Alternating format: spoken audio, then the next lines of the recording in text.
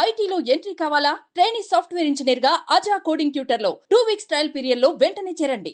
Hi hello నమస్తే welcome to Suman TV. నేను మీ anchor Pawan. ఈరోజు మనతో ఒక బ్యూటిఫుల్ అని ప్రేరణ గారు ఉన్నారు. మరిన్ని నిమిషాలు ఆవిడని అడిగి తెలుసుకో. హలో అండి, ఎలా ఉన్నారు? బాగున్నాను, మీరు ఎలా ఉన్నారు? మస్తున్నా. ఇప్పుడే వచ్చి ఇంకా జోష్ లో ఉన్నా. నేను సడన్ గా షాక్, ఏంటి ఇప్పుడు మేక్ ఓవర్ చేశారా, సంథింగ్ చేంజ్ అయ్యారు కొంచెం బయటికి రాగానే అనిపించింది. బయటికి రాగానే అది లోపలే హెయిర్ కట్ చేసుకుందాం కదా, లోపల ఉన్నప్పుడే కొంచెం ఫైనల్స్ కి కొంచెం మేక్ ఓవర్ ఉండాలి అనేసి హెయిర్ కట్ చేసేసుకున్నా. అంటే మా హస్బెండ్ కి షార్ట్ హెయిర్ చాలా ఇష్టం. నేను ఎప్పుడు ప్రాజెక్ట్ కోసం హెయిర్ కట్ కాదు, లాంగ్ హెయిర్ ఉండాలి అనేసి నేను ఎప్పుడు నో అనేదాన్ని. కానీ ఫైనల్స్ లో నా హస్బెండ్ చూసినప్పుడు ఆయనకు సంతోషం అవ్వాలనేసి కట్ చేసేసుకున్నా. శ్రీపాద గారు రాలేదా? ఆయన కార్పొరేట్ కదండి, వర్కింగ్ డే ఇది. సో ఆయన రావాలనుకున్నారు, కానీ పని మీటింగ్లు అది ఇది.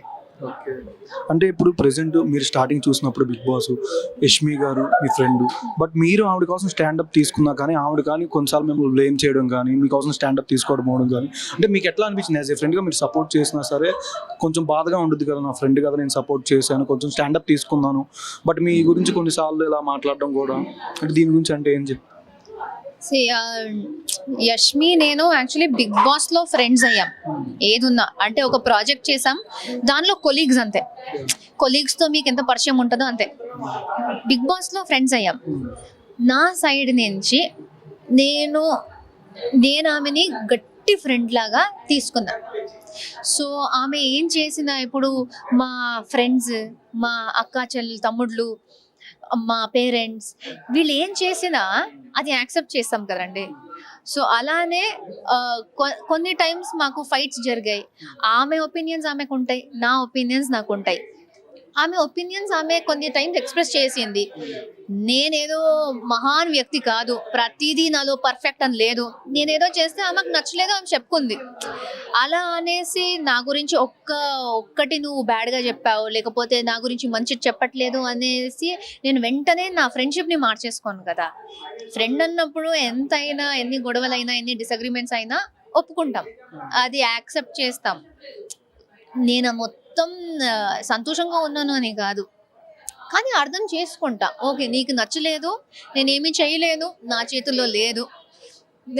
నాకయ్యేంత నేను మొత్తం నేను ఫ్రెండ్గా అర్థం చేసుకొని నీ కోసం ఉంటా అనేది నేను నా దాంట్లో ఉన్నా. దోశ గురించి కానీ దేని గురించి అంటే స్టార్టింగ్ లో మీరు ఎక్కువ ఏమి ఫైర్ అవ్వలేదు, సైలెంట్ గా ఉన్నారు. బట్ బిగ్ బాస్ కి వెళ్ళక ముందు ఇప్పుడు బయటకు వచ్చేసి విన్ అయ్యారు, ఆల్మోస్ట్ విన్ దాకా వచ్చారు మీరు. ఇప్పుడు గెలిపోవడంలోనే ఎవరికైనా సహజం, కానీ లాస్ట్ దాకా ఉన్నారు కాబట్టి ప్రయత్నం అది అప్రిషియేట్ చేయాలి కంపల్సరీగా. వెళ్ళక ముందు ఎలా అనిపించింది, వెళ్ళిన తర్వాత ఎలా అనిపిస్తుంది, బిగ్ బాస్కి వెళ్ళి వచ్చిన తర్వాత మీకు? నాకు యాక్చువల్లీ సేమ్ అనిపిస్తుందండి. నాకు మార్పు ఏమి పెద్దగా నేను అలాగా ఫీల్ అవ్వట్లేదు. ఎందుకంటే నేను ఏ మనిషిలా ఉన్నానో వెళ్లే ముందు అదే మనిషి బయటకు వచ్చింది. సో యాజ్ ప్రేరణ నేను అలానే ఉన్నా. కానీ నాకు ఇంకా దీనిది కంప్లీట్ పిక్చర్ తెలియదు, ఎందుకంటే నిన్నే వచ్చాను నేను. బట్ వచ్చి నా ఫ్రెండ్స్ నుంచి, లేకపోతే నా ఫ్యామిలీ నుంచి నాకు ఎంత తెలిసిందో, నా కోసం బయట జనాలు ఎలా నుంచున్నారు, నా కోసం ఎలా ఫైట్ చేశారు. నా తరపున నేను లోపల ఫైట్ చేసుకున్నా, కానీ నా తరపున బయట చాలా మంది ఫైట్ చేశారు, నా ఫ్యాన్స్ వాళ్ళందరూ. అది పిచ్చి ఫాలోయింగ్ అంటా అండి. అది ఇంకా నేను చూడలేదు, బట్ అది చూడాలి, వాళ్ళందరినీ మీట్ అవ్వాలి, థ్యాంక్ యూ చెప్పాలని చాలా ఉంది. దానికి నేను వెయిట్ చేస్తున్నా, ఇంకా త్వరలో కలుస్తా అని అనుకుంటున్నా. అంటే ఎంతమంది నెగిటివ్గా ఉన్నారు, గ్రూప్స్ బాగా ఫామ్ అయ్యారు అని కూడా ఉన్నాం. మీకు ఎవరు నెగిటివ్ అనిపించారు బిగ్ బాస్లో? ఇప్పుడు గ్రూప్స్ ఫార్మ్ అవుతున్నాయి, లేకపోతే గ్రూప్ గేమ్ అని చాలా మంది వచ్చి చెప్పారు. ఇలాంటి ప్లేస్లో ఈ గ్రూప్ గేమ్ అనడం చాలా ఈజీ. ఎందుకంటే ఇప్పుడు మీరు చూసారు, ఒక పాయింట్లో యష్మి నన్ను నామినేట్ చేయాలి అనుకుంది. నువ్వు ఒక ఫ్రెండ్, ఆమె చేయలేదు కానీ అనుకుంది. నువ్వు ఒక ఫ్రెండ్ని నువ్వు ఎలా నామినేట్ చేయాలి అనుకుంటావని ఆమెకు నామినేషన్స్ వచ్చాయి. అంటే ఒక పాయింట్లో వచ్చేసి ఫ్రెండ్షిప్కి నీకు వాల్యూ ఏంటి, ఫ్రెండ్షిప్కి నువ్వే ఇచ్చే మర్యాద ఏంటి అనేసి క్వశ్చన్ చేశారు. అదే అదే ఫ్రెండ్షిప్కి ఇచ్చిన రెస్పెక్ట్ని నువ్వు ఇచ్చావు, నువ్వు గ్రూప్ గేమ్ ఆడుతున్నావు అంటారు. సో అక్కడ ఆ హౌస్లో ఉన్నప్పుడు గ్రూప్ గేమ్ అనేది చాలా ఈజీ, కానీ ఫ్రెండ్షిప్ని దీంతో మిక్స్ చేసుకోవడం చాలా ఈజీ అయిపోతుంది. ఫ్రెండ్షిప్కి వేరే ప్లేస్ ఉంటుంది. నువ్వెంత నీకు ఒక మంచి బాండ్ ఉంటే కొంచెం ఏదైనా ప్రాబ్లం వస్తే బయట మాట్లాడుకోవడానికి ట్రై చేస్తారు. అది సాల్వ్ అయిపోయింది అనుకోండి, నామినేషన్ దాకా తీసుకొచ్చే ఇదే లేదు, ఆ పరిస్థితి రాదు.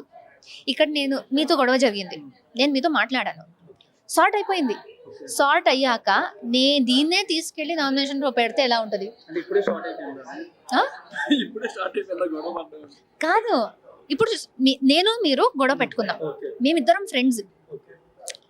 నేను వచ్చేసి మొత్తం మీతో మాట్లాడి మొత్తం సాల్వ్ చేసేసుకుందాం, మంచి ఫ్రెండ్స్ అయిపోయాం మళ్ళీ. అయినా నేను ఈ ఇష్యూని వెళ్ళి నామినేషన్లో పెడితే మీకు ఎలా అనిపిస్తుంది? నెక్స్ట్ టైం మళ్ళీ ఎప్పుడు వెళ్తారు? మన ఇద్దరు ఫ్రెండ్షిప్ ఎప్పుడు అక్కడ నామినేట్లో పెడతారని? అలా కాదండి, నేను చెప్పేది ఏంటంటే ఇక్కడ ఫ్రెండ్స్ దగ్గర సార్ట్ చేసేసుకుంటాం, అది గొడవ దాకా వెళ్ళదు. ఎప్పుడు ఇక్కడ కూడా నేను బాగా కామ్గా ఎక్స్ప్లెయిన్ చేయడానికి చూస్తున్నప్పుడు కూడా మీరు అర్థం చేసుకోకపోతే అప్పుడు అది అక్కడ నామినేషన్ దాకా వెళ్ళి పెద్ద గొడవ అవుతుంది, అంతే. సో గ్రూప్ గేమ్ అనేది ఫ్రెండ్షిప్తో మిక్స్ అయిపోయి ఇలా ఈజీగా గ్రూప్ గేమ్ అనిపిస్తుంది, కానీ ఇట్స్ ఓన్లీ కొన్ని పాయింట్స్లో ఫ్రెండ్షిప్, కొన్ని పాయింట్స్లో ఒపీనియన్, కొన్ని పాయింట్స్లో గేమ్, అంతే. అంటే మీ ఫ్రెండ్ రష్మిక గారు ఆల్మోస్ట్ డిసెంబరే ఆవిడకి కూడా బాగా కలిసి సోషల్ మీడియాలో మంచి వైరల్. యానిమల్, పుష్ప 1, పుష్ప 2. రీసెంట్గా పుష్ప 2 చూసారా? నేను చూడలేదండి, ఆహా అస్సలు లేదే. నేను చెప్పాను కదా ఇప్పుడే వచ్చాను, ఎక్కడ నేను బయటికి అడుగు పెట్టడానికి మా ఫ్యామిలీ మెంబర్స్ ఇంకా వదలట్లేదు. ఎందుకంటే లేదు, కొంచెం కొంచెం ఉండు, బయట చాలా మంది నీకోసం వెయిట్ చేస్తున్నారు అనేసి నన్ను క్వారంటైన్లో పెట్టారు, కోవిడ్ కన్నా చాలా గట్టిగా. సో బిగ్ బాస్ వెళ్తున్న రష్మిక గారికి తెలుసా? తెలుసు అనుకుంటాను, నేను చెప్పాను తెలుసు. యా, ఆల్మోస్ట్ 1400 crores వచ్చింది కలెక్షన్ పుష్ప 2. ఆవిడ కలుస్తారా ఇప్పుడు బయటికి వచ్చారు కాబట్టి? ఎలాగైనా చూడాలి, చూడాలి. ఎందుకంటే ఆ అమ్మాయి ఇప్పుడు ఎలాంటి ప్రమోషన్లు, మూవీస్, ప్రాజెక్ట్స్ చేస్తుందంటే ఆమె కూడా తెలిసి ఉండదు ఎప్పుడు ఎక్కడ ఉంటది అనేసి. ఈ రోజు ఇక్కడ ఇప్పుడు పొద్దున ఇక్కడ ఉండొచ్చు, మధ్యాహ్నం వేరే సిటీలో ఉంటది. సో ఆవిడ షెడ్యూల్ ఎస్పెషల్లీ డిసెంబర్, ఇప్పుడు ప్రమోషన్ టైమ్స్, సక్సెస్ మీట్లు చాలా బిజీ ఉంటది. ఫోన్ కాల్ లేదు, text. Congratulations for being the winner అనేసి. ఇద్దరి మధ్య ఏదైనా ఫన్నీ మెమరీ మీ రూమ్ టైంలో, రూమ్మేట్స్ కాబట్టి ఫ్రెండ్స్, ఏదైనా ఫన్నీ మెమరీ? అదే నేను స్టేజ్ మీద కూడా ఒకసారి చెప్పాను. మేము మోడలింగ్ చేసే టైంలో మా షూట్స్ చాలా లేట్ అయ్యేది. అప్పుడు బండి వేసుకుని అండ్ షూటింగ్కి కావాల్సిన బట్టలంతా సూట్ కేసులో పెట్టుకుని, చిన్న స్కూటీ పెప్లో ముందు పెద్ద సూట్ కేసు పెట్టుకుని రాత్రి 2:30, 3 o'clockకి ఏదో 14-15 kilometers ట్రావెల్ చేసేవాళ్ళం. మధ్యలో సూట్ కేసు పడిపోతుంది, ఎత్తుకోవాలి, స్కూటీ మీద నుంచి పడిపోతుంది, ఎత్తుకోవాలి. ఒక్కసారి అయితే పడిపోయి ఆ జిప్ లాక్ చేయలేదనుకుంటా, బట్టలు మొత్తం బయట పడిపోయాయి. ఖాళీ రోడ్, దయ్యం తిరుగునట్టు ఉంది, అలాంటి ఇది. అక్కడ బట్టలు పడిపోయాయి, మొత్తం సర్దుకుని మళ్ళీ పెట్టుకుని చూసుకుంటూ వెళ్ళిపోయాం. అది డియర్ కామ్రేడ్ సినిమాలో అంత స్పీడ్ గా స్కూటీ తోలేస్తున్నారు అంతే అనుకోవచ్చు. So that is I think very funny memory.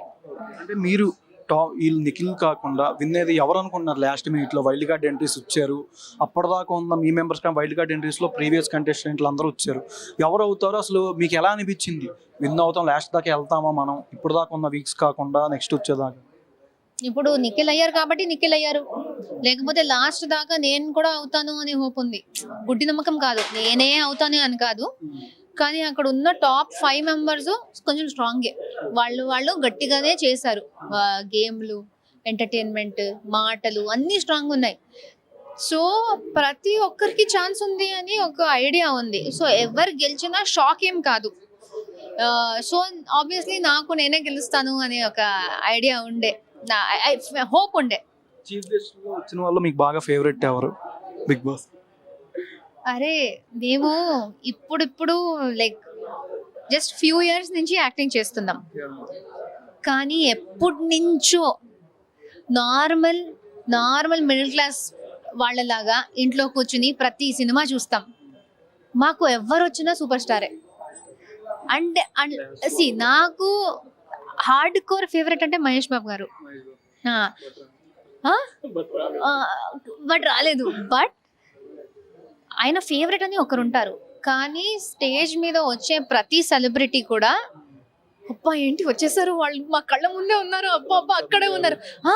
Vijay Sethupathi గారు, ఉపేంద్ర గారు, రామ్ చరణ్ గారు, ఎవరు వచ్చినా అరే టీవీలో చూసే వ్యక్తులు మా కళ్ళ ముందు అక్కడే జస్ట్ నేను ఒక 10 steps వాక్ చేస్తే వాళ్ళు ఉంటారు.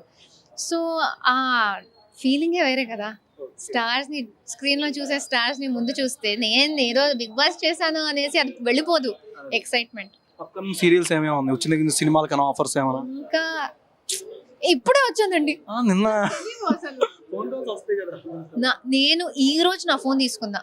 అస్సలు నాకు ఐడియానే లేదు, ఇంకా నేను వరల్డ్ తో కనెక్ట్ కాలేదు బ్రెయిన్ లో.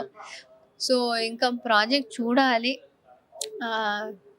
చూద్దాం నెక్స్ట్ ఏముంటుంది. పుష్ప సినిమా ఎప్పుడు కొంచెం ఒక 1 week అట్లీస్ట్ 1 week తర్వాత కొంచెం ఆరాంగా వెళ్ళి, ఎందుకంటే పుష్ప 2 థియేటర్స్ నుంచి వెళ్ళిపోయే లాంటి మూవీ కాదు, ఉంటది అది గట్టిగా ఉంటది. సో హ్యాపీగా టైం తీసుకుని కొంచెం దీని నుంచి కొంచెం కామ్ అయ్యి ఆరాంగా వెళ్ళి చూస్తాం. Thank you so much. Suman టీవీలో మీ పర్సనల్ అండ్ బిజినెస్ ప్రమోషన్స్ కోసం కింది నెంబర్కి కాంటాక్ట్ చేయండి.